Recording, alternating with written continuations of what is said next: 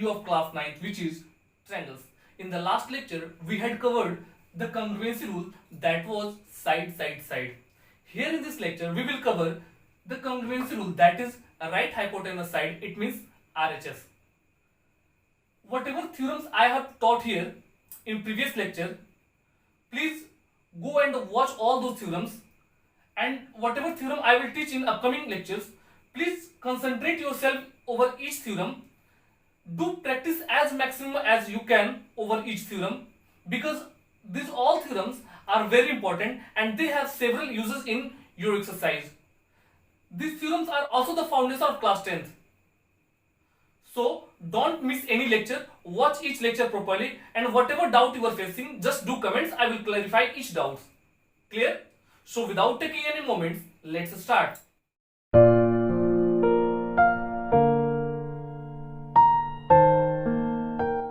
Now let's see theorem number 7, that is RHS, right hypotenuse side.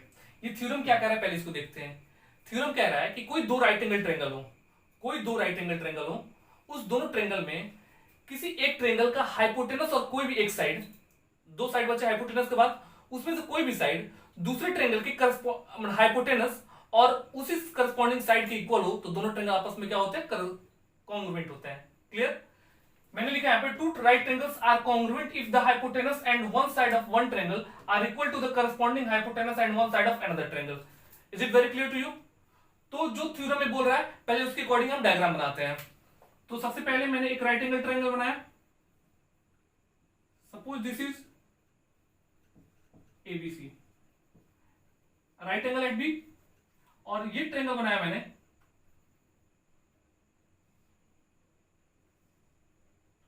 DEF, right angle at E. कोई doubt?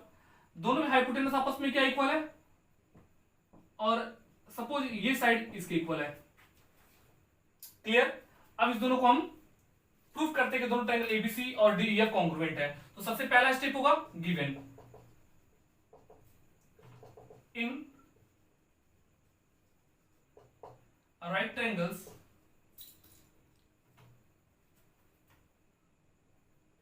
Triangle ABC and triangle DEF.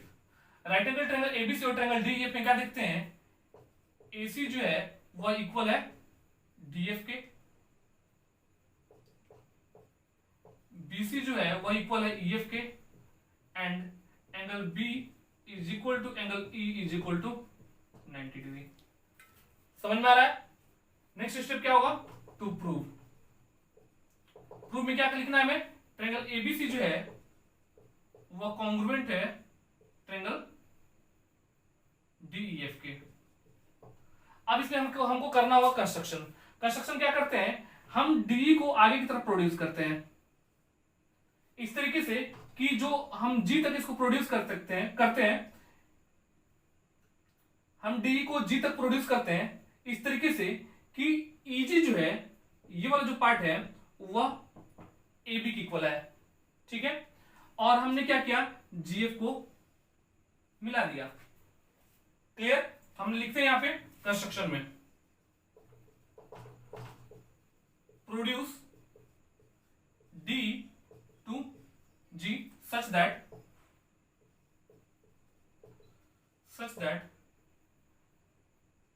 DG is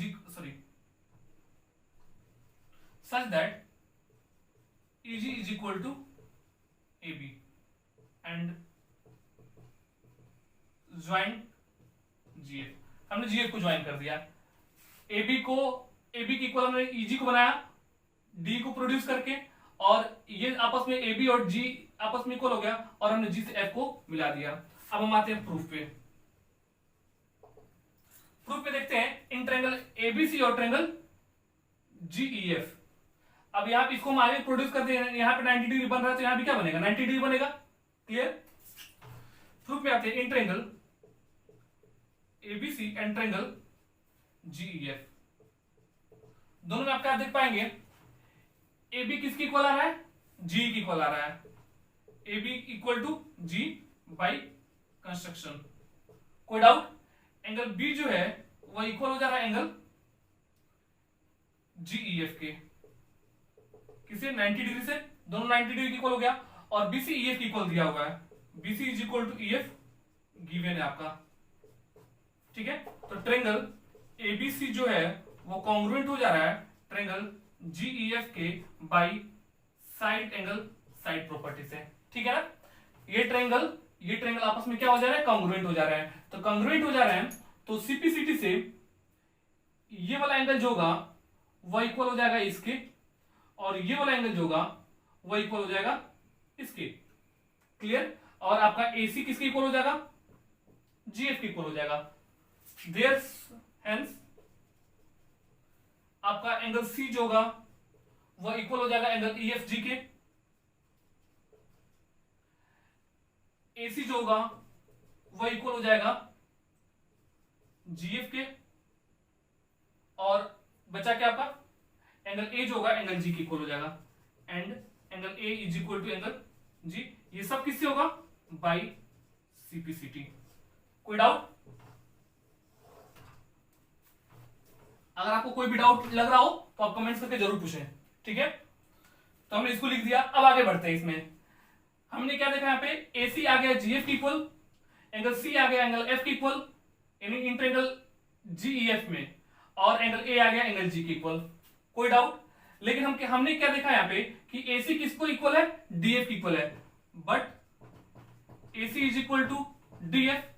AC किसकी equal आया, AC already question में कि ये theorem में दिया हुआ है डीएफ की इक्वल है, तो एसी जब डीएफ की इक्वल होगा, देयरफॉर यहां पे एसी किसकी इक्वल आया है, जीएफ की इक्वल आया है। यहां पे एसी किसकी इक्वल है, डीएफ की इक्वल है।